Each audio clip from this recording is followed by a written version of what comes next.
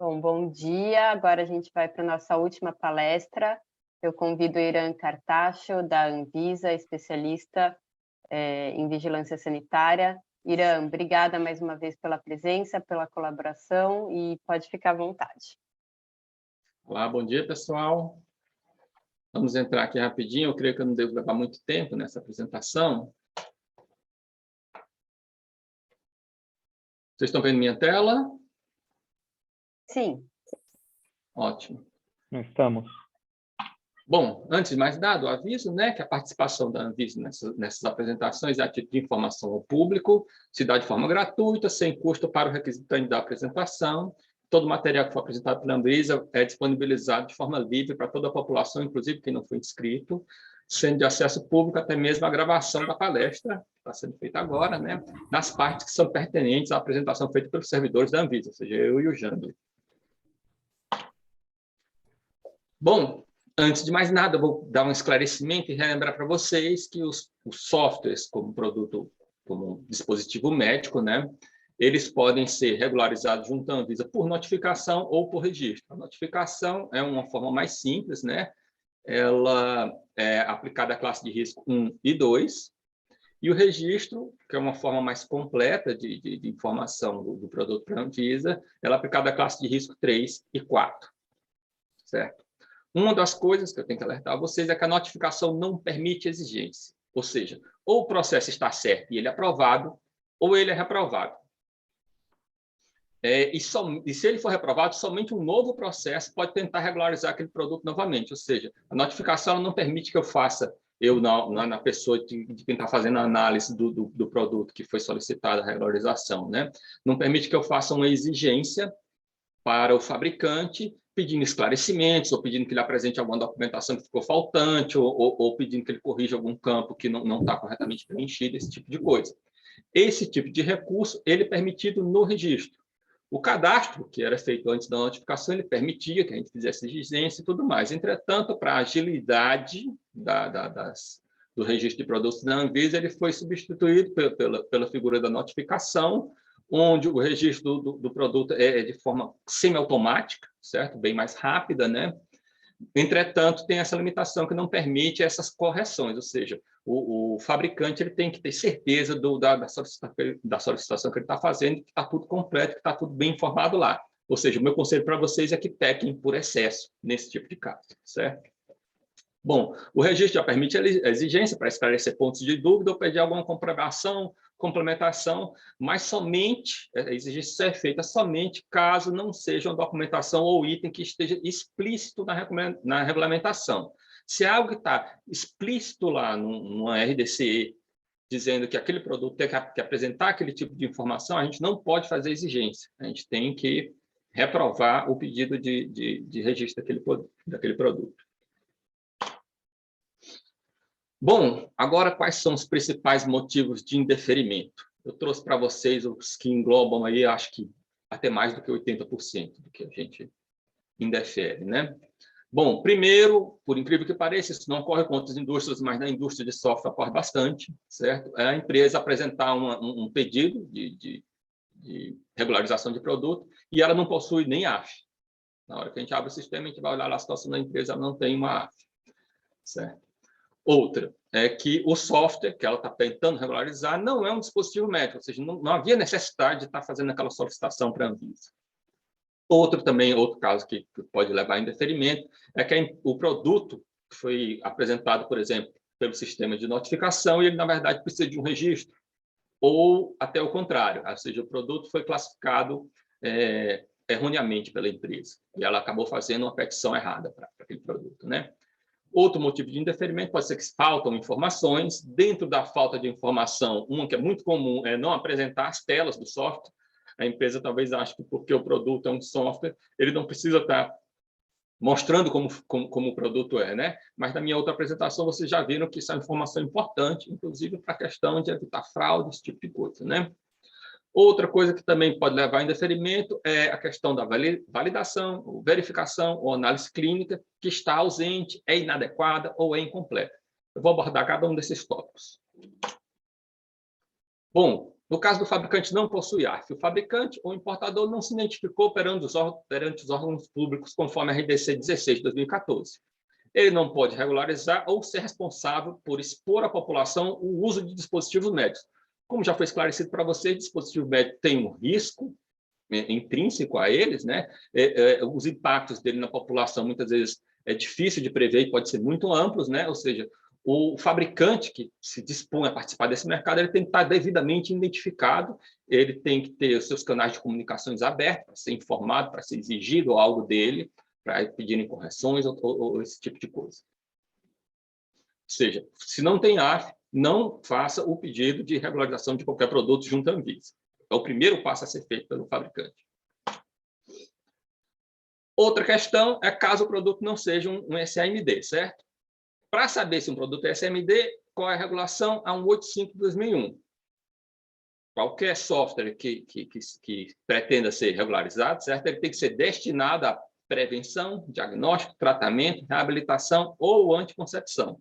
E, além disso, não está listado lá no artigo 1, do artigo 1º, parágrafo 2º, da RDC 657, aquele software para bem-estar, software para controle administrativo do hospital e tudo. Tem, é claro, alguns softwares ali que nem se enquadram nessa definição aí de prevenção, diagnóstico, tratamento, mas a gente resolveu deixar lá por clareza para o mercado.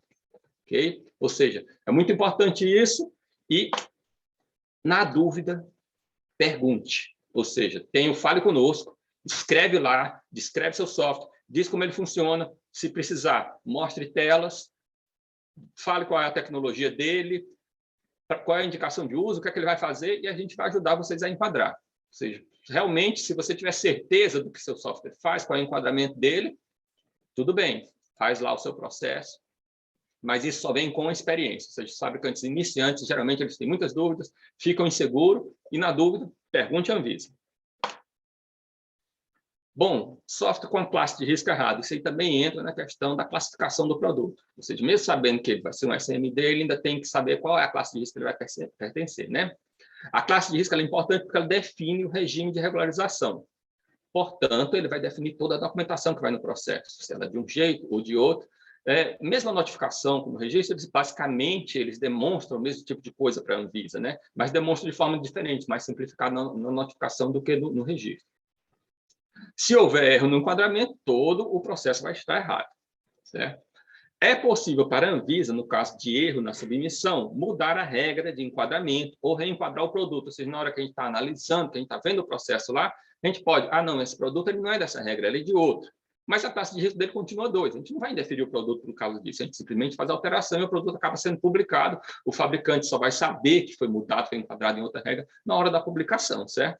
A gente também pode, muitas vezes, fazer a mudança até entre classes de risco, desde que toda a documentação esteja lá. Ou seja, não, o produto é classe de risco 2 e o fabricante colocou ele como sendo 1, a gente pode fazer essa alteração desde que toda a documentação esteja lá no processo, tudo, não esteja faltando nada. A gente também não vai interferir o produto por causa disso, certo?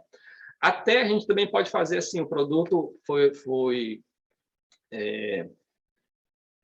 solicitado a regularização dele com classe de risco 3, entretanto, sei lá, o fabricante, já ocorreu o caso disso, apresentou, inclusive, o formulário de notificação junto com a documentação, e nesse caso a gente vê, não, mas esse produto é da classe de risco 2, a gente também pode fazer essa correção.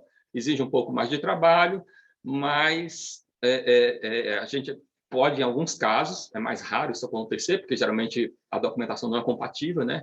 Mas a gente também pode fazer esse tipo de adaptação. É muito difícil um produto ter sido solicitado a regularização dele como sendo classe de risco 1 ou 2, e ele, na verdade, ser classe de risco 3, a gente conseguir ainda aproveitar o processo dele.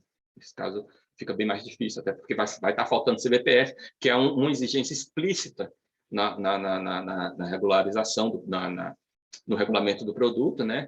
E aí a gente não pode estar deferindo um processo desse, né?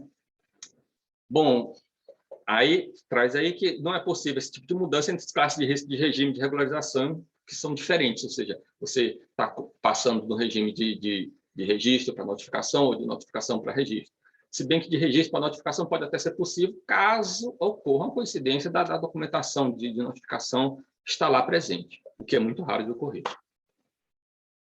Bom, com relação às informações faltantes, isso é um motivo que ocorre muito, certo? Muitas vezes, apesar de ter um formulário de notificação e o produto é simples, tem lá todos os itens, e o fabricante resolve preencher em vários itens lá, não se aplica, não se aplica, não se aplica, porque é um software, ele imagina que não se aplique mesmo, certo? Só que se você for ver com cuidado, ou seja, se a empresa tiver um sistema de qualidade por trás, funcionando, onde as coisas precisam ser aprovadas, precisam ser pensadas e precisam ser justificadas, precisam ficar registradas, certo? Ele vai acabar preenchendo aquele formulário todo corretamente, né? Aí, quando a gente vê que tem um formulário no qual está faltando informações, ou o fabricante achou que não se aplicava, e, na verdade, se aplica ao produto dele, a gente já imagina, não, mas essa empresa não deve ter um sistema de qualidade por trás que está funcionando corretamente, certo?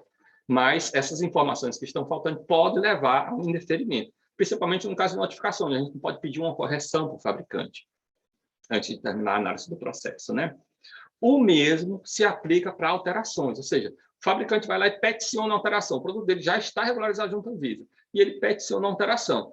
Se tiver informações faltantes nesse pedido de alteração, a alteração vai ser indeferida. Aquele produto com aquela modificação ele não pode ser colocado no mercado enquanto a alteração não for deferida, certo? Bom, coisas que faltam muito. Formulário, imagens, análise de risco, verificação ou validação ou análise clínica, caso seja necessário. Aí, muitas vezes, o fabricante, poxa, mas eu não sabia que precisava de verificação ou análise clínica. Mas tem uma RDC dedicada só para isso, ou seja, e ela é aplicada a todos os produtos para a saúde, inclusive os dispositivos médicos na forma de software.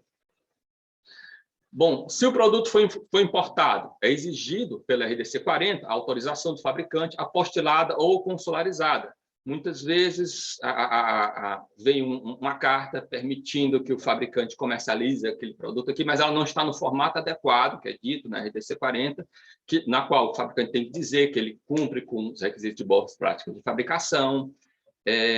Ela tem que ter uma apostila no país de origem. Essa apostila permite que a gente saiba que aquilo é um documento oficial, que lá no país de origem aquilo ali foi confrontado com a autoridade local para dizer, ó, realmente é essa empresa, é essa pessoa que está assinando, a gente conhece ela é responsável por isso mesmo, é ela que está emitindo, vocês podem confiar que esse produto veio desse fabricante mesmo, né? Isso ocorre também com o software, está faltando essa questão da autorização, ou seja, seu produto vai ser notificado, dá uma olhada boa ali na RDC 40 para ver o que é necessário estar apresentando ou não para a Anvisa. A descrição do software, muitas vezes, requisitos essenciais de segurança, eficácia, descrição de indicação de uso, por incrível que pareça, o cara vai lá pedir a regularização de um software na Anvisa, e na descrição de uso, a indicação de uso do produto, vem aquela frase de marketing, esse produto é muito bom, pode ser usado no seu hospital, e lá, e a indicação de uso mesmo, o que é que esse produto faz? Ele vai ser usado para quê? Por quem? Como? Não está lá na documentação, certo? Aí esse tipo de produto a gente não consegue aprovar porque está faltando informações no processo, né? Inclusive, a gente pede muito isso para produtos que têm tecnologia IA, a gente precisa dessa descrição, como é essa tecnologia IA, como é que ela funciona. Eu já apresentei isso para vocês na apresentação anterior, né? E muitas vezes o fabricante que tem tecnologia IA para a função médica no seu software esquece ou não fica alerta de que ele tem que descrever o funcionamento do software. Inclusive, essa questão da inteligência artificial. Como ela é usada, que tipo de técnica foi utilizada, como foi treinada, que tipo de base de dados usou para esse treinamento, qual o tamanho da base de dados, justificar esse tamanho de base de dados e tudo. É uma documentação que, é claro, tem que ser feita para o desenvolvimento do produto, vai estar lá tudo no registro do produto, se a empresa tiver um sistema de qualidade funcional, né? Certo? E é simplesmente trazer essas informações para a Anvisa. Instrução, rótulo, relatório técnico, CBPF, também são exigidos para a classe de risco 3 e 4, muitas vezes acaba não estando presente no caso de software, devido até essa inexperiência de muitas empresas que trabalham com software.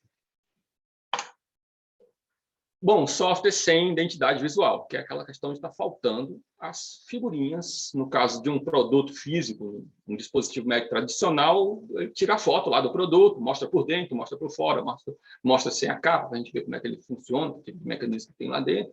Agora, para software, muitas vezes, o fabricante, por alguma inexperiência, acha que não, mas é um software, eu não preciso estar tirando uma foto do meu software.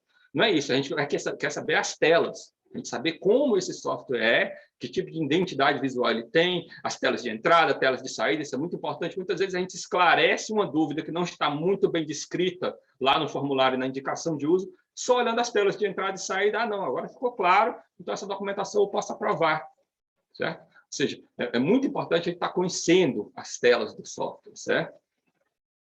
Elas são importantes para identificar o software visualmente, né? Elas são exigidas no formulário de notificação, ou seja, naquele item onde está lá para trazer as figuras do software, né? Certo? Não coloque lá, não se aplica. Todo software tem uma tela. Bom, talvez invente algum software que converse com a pessoa e não mostre tela nenhuma, né? Mas eu ainda não vi desses, né? Se tiver, vai ter que ter justificativo lá do porquê não é possível para aquele software, né? Bom, e sem a identificação visual não é possível regularizar o software, ou seja, essa petição vai ser indeferida. Outra coisa que precisa ser provada é que o software é seguro e eficaz, né? É comum submeter um processo de software sem verificação, validação ou análise clínica.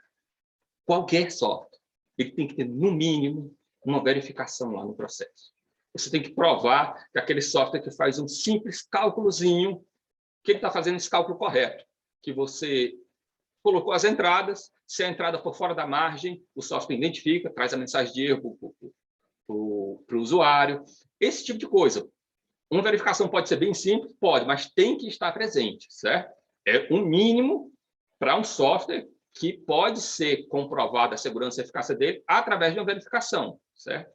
Eu já diferenciei para vocês na outra apresentação qual o momento que você pode, para quais condições você pode comprovar a segurança e eficácia com uma verificação, ou com uma validação, ou com uma análise clínica. A análise clínica é aplicada para softwares que têm uma indicação de uso inovadora, certo? A gente precisa comprovar esse vínculo entre o que o software faz e o resultado clínico, certo?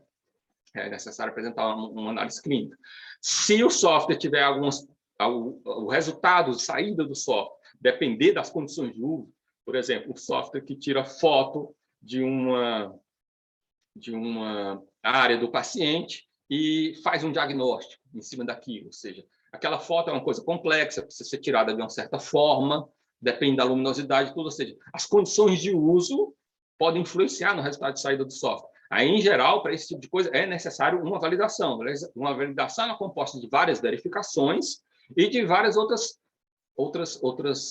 situações na qual você coloca o software em uso real, esse tipo de coisa, e você acaba compondo uma validação que vai provar vai comprovar para a gente que aquele software é seguro e eficaz, certo?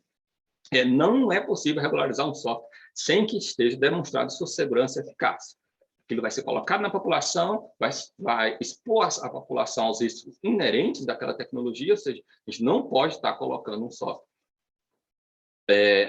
no mercado sem estar comprovada a segurança e eficácia dele. Bom, aí o que vocês vão seguir é esse ciclo de regularização. Conseguir a ARF, fazer o enquadramento correto do produto, se precisar fazer a pesquisa clínica, aí consegue autorização prévia junto à Anvisa para fazer essa pesquisa clínica, não adianta vir com um processo, com a pesquisa clínica já pronta, ou seja, ter perdido todo aquele tempo, fez a pesquisa clínica aqui no Brasil, certo? Perdeu todo aquele tempo e apresentou o processo, só que não pediu autorização prévia, ou seja, a Anvisa não tem como comprovar, como saber se aquela pesquisa foi feita dentro do padrão correto, se ela realmente vai conseguir estabelecer o link entre o resultado clínico obtido e a tecnologia do produto, certo? E, além disso, pedir autorização prévia à Anvisa já ajuda o fabricante, antes dele se empenhar em fazer uma análise clínica, uma pesquisa clínica completa, né? Ele já vai saber previamente se aquele método que ele está pretendendo aplicar, se ele é minimamente aceitável, se ele realmente é capaz de estar tentando atingir aquele objetivo a que ele se propõe. Com essa autorização, você faz a pesquisa clínica, se precisar de alguma certificação, que eu já expliquei para vocês, aqueles casos especiais no qual pode ser necessária alguma certificação, né? Se for um software de classe de risco mais alto, pede o certificado de boas práticas de fabricação, conforme o Jean já explicou, a inspeção que é feita para conseguir arte e tudo já pode ser feita de forma a estar vendo esse tipo de coisas, o relatório de inspeção ser usado para isso, né? E depois é só fazer o peticionamento para conseguir a regularização do produto, o registro ou notificação, mas se você cumprir direitinho esse ciclo de construção da cadeia de responsabilização, né, você vai ter sucesso quando chegar na hora de estar pedindo a regularização. E eu gostaria de trazer mais uma palavrinha aqui para vocês, né, que a boa regulação usa as regras mais simples para atingir seus objetivos com o menor custo, através da correta motivação dos envolvidos. Ou seja, na hora que a gente pensa uma regulação, a gente tem isso em mente. Trago aí o caso aí da senhorinha, né, que dividiu o bolo aí para as duas crianças, e elas ficaram reclamando, não é justo, porque um bolo ficou um pouquinho maior do que a outra. E ela cria uma regra simples. Pega um naco grande de bolo, entrega para as duas crianças e diz para uma delas, você vai dividir o bolo. E a criança na mesma hora pensa, vou cortar um pedaço maior para mim, e a outra vai ficar com um pedaço menor. Só que a mãe coloca uma regra, né? Tem uma condição, você divide o bolo, mas a sua irmã é quem escolhe a fatia que ela vai comer. E nisso ela motiva a pessoa que está fazendo a divisão do bolo a fazer uma divisão bem igual. Já que a outra vai escolher, ela vai tentar escolher um pedaço maior, né? Se os dois estiverem igual, nenhuma das duas vai levar vantagem. Uma regra simples, eximiu a mãe da tarefa de estar dividindo o bolo e vai deixar as duas meninas aí satisfeitas com essa divisão. Muito obrigado. Agora eu estou disponível para as suas dúvidas, caso ainda tenha algumas, né? Obrigada, Irã. Mais uma vez, adorei a tirinha, muito bom. Pessoal, estamos abertos para dúvidas para o Irã ou para o Janglen. Vamos aproveitar o momento. Vai lá, André. Eu vou perguntar retoricamente, assim, eu acho que eu já entendi, mas é só para eu ter certeza que eu entendi. Um prontuário eletrônico não é regulado como softwares a medical device por padrão. Mas tem vários formulários do mercado, dezenas até, que tem a possibilidade de configuração de formulários com regras simples. Se a temperatura é maior que tanto, faça tal coisa. E o próprio médico que contratou aquele prontuário eletrônico, ele faz isso com o conhecimento técnico que ele tem. Esse formulário, que tem uma regra simples, se a temperatura é maior que tanto, faça tal coisa, ele está sendo utilizado para os clientes dessa clínica, ou seja, desse hospital, o próprio contratante está usando para o seu próprio público. No meu entendimento, isso não seria necessário um registro na Anvisa, porque é um software próprio, não é regulado, quer dizer, foi modificado pelo próprio serviço, ou seja, seria uma customização interna, e se o risco não for 3 e 4, não precisaria de ter nenhuma registro. Estou correto, Irã? É ótimo ver que vocês, após essa semana de curso, já estão até com alguma experiência, né? Você está correto, sim. Realmente, esse tipo de software, apesar dele ter algumas complicações, ou seja, no fato de... E aí você fica naquela zona cinza, na qual, nossa, será que esse aqui vai ser... Ele está fazendo coisa suficiente para caracterizar um SMD? Ou não, né?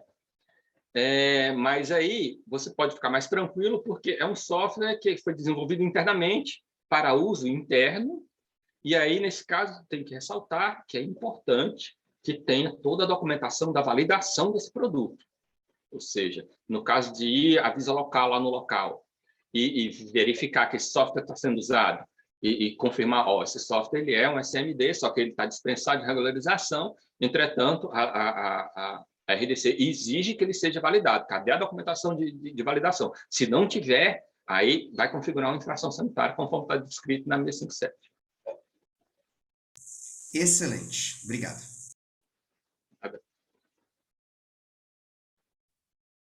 Tem uma pergunta aqui da Fernanda. Fernanda, não sei se você quer abrir o microfone ou prefere que eu leia. Eu vou ler aqui, então, Irã. Para softwares medical device, classe 3 e 4, não inovadores, pode ser feito verificação ou validação, mesmo sendo das maiores classes de risco? Pergunta interessantíssima. essa questão da escolha, se vou fazer uma verificação, uma validação ou uma análise clínica, ela não depende da classe de risco. Ela depende da função do software e do link entre o que o software faz e o resultado clínico que está querendo ser obtido, certo? Ou seja, mesmo software de classe de risco mais alta, certo? Ele pode ser entregue até com uma simples verificação. Depende muito do que o software está fazendo e como ele faz aquilo. Ou seja, eu acho que talvez os profissionais que sejam mais capazes de estar entendendo e decidindo se eu vou comprovar a segurança e eficácia do meu produto através de uma verificação ou de uma validação ou de uma análise clínica, são vocês mesmos, porque no processo de desenvolvimento do produto, vocês fazem esse tipo de coisa para ter a prova para vocês de que o software de vocês funcione, que ele consegue fazer aquilo que está se propondo, né? Ou seja, essa documentação que vai ser apresentada à Anvisa, ela é um reflexo do desenvolvimento do produto. Se você fez uma verificação para comprovar que seu produto funciona, muito provavelmente é aquilo que vai ser necessário apresentar à Anvisa. Agora, é claro, pode ocorrer um engano do fabricante, fazer simplesmente uma verificação e achar que aquele ali está comprovando um link clínico entre o que o software faz, que a gente já observou isso, certo? Muitas vezes um software de inteligência artificial fazer diagnóstico, o fabricante do software simplesmente verifica que, não, mas o meu software, se der as entradas, ele está dando a saída. Mas aí ele esquece que aquela saída ela é condizente com o resultado que você quer obter, né? Se você não conseguir responder essa pergunta, está faltando algo na sua documentação. Talvez seja necessária uma validação ou até uma análise clínica para comprovar isso. Esclareci, Fernando? Imagino que sim, a gente possa passar para a próxima, né? Sim, ela falou que sim. Agradeceu aqui. Alguém mais tem alguma pergunta? Eu tenho... na verdade, acho que eu já sei, mas, enfim... dentro dessa linha de uma instituição fazer um software próprio, né, que não vai para comercialização, mas ela decide, de repente, tornar esse software público. Ela não vai comercializar, ela não vai vender, mas ela vai tornar público e qualquer outra instituição poderá usar o software. Nesse sentido, mesmo não sendo comercialização, sendo como uma doação, a gente precisaria de regularização do software. Sim, uma pergunta muito interessante. E quem define isso não é nem a 657. Quem define isso é a regulação mais antiga, a 185. E, na verdade, isso está definido em lei. Na Lei 76, que se refere a dispositivos médicos como correlatos, certo? Lá fala que não pode ser exposto ao público nenhum produto que não esteja regularizado, certo? Ou seja, essa exposição ela pode ser de qualquer forma.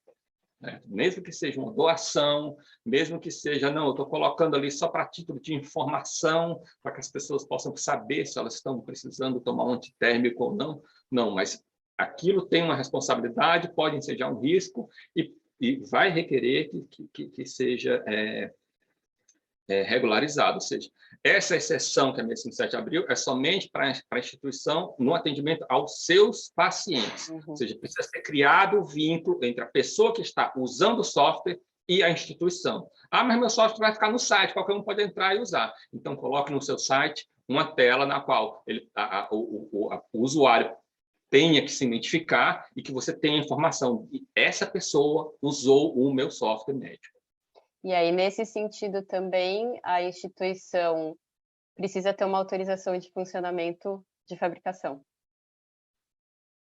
Não. Para esse caso, não. A ideia da exceção é justamente evitar isso, que a empresa precise tirar esse tipo de coisa, certo? Ela pode ter um software de uso interno, aí a responsabilidade dela é a responsabilidade do serviço de saúde, da prestação do serviço de saúde. Por isso é importante estabelecer esse vínculo entre quem está usando... Não, mas no caso da doação, no caso de aberto ao público e ter que registrar esse software. Sim. Se ela quiser expor ao público, sem ser para os pacientes dela, né? Aí sim, ela vai precisar de AF, vai precisar fazer a solicitação junto à Anvisa da regularização do produto e todo esse processo que a gente passou a semana toda descrevendo aqui. Uhum. Bárbara, assim, só para auxiliar. A primeira pergunta responde a segunda, entendeu? Se precisa de regularização, você não consegue regularizar se você não tiver AF. Sim. Entendeu? O primeiro motivo de deferimento então, é consultar. É software médico, precisa de regularização? Precisa. Então, naturalmente, você precisa de AF e licença.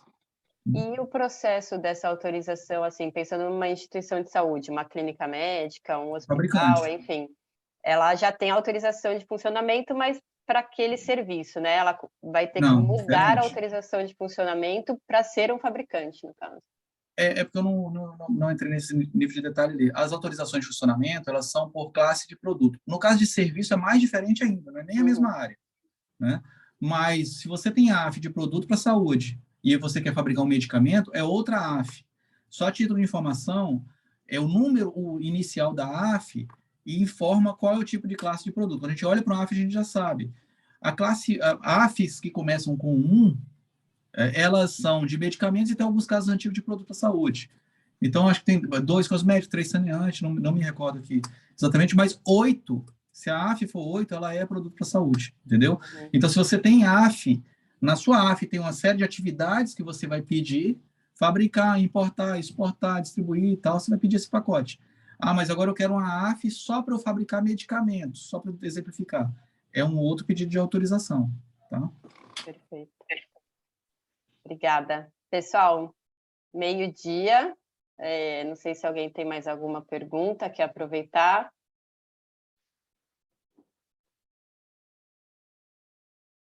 André. Eu quero só parabenizar todo mundo, foi excelente. Nossa, assim, eu pessoalmente tinha dúvida demais. E agora estou bem mais esclarecido aí, tranquilo de seguir inovando. É difícil inovar, ainda mais com regulação, mas eventos como esse ajudam. Parabéns a todos, parabéns na Anvisa aí pelas orientações. Legal, obrigada. Obrigada mais uma vez, Irã, Jugley, todos os palestrantes, a presença de todo mundo aqui que assistiu, participou. Foi uma semana realmente muito rica. Espero que todos tenham saído aqui com mais informações e mais garra de continuar aí nessa empreitada da inovação. Anvisa, obrigada mais uma vez, vocês sempre são muito solícitos e colaboram com a gente sempre. Eu uso bastante o Fale Conosco da Anvisa e é muito fácil mesmo. Eles respondem super rápido, eles falam ali 15 dias, mas sempre é antes disso. Obrigada mais uma vez para todo mundo e desejo um ótimo dia. Até mais, muito obrigado, pessoal. Tchau, tchau. Obrigado. Tchau, até a próxima.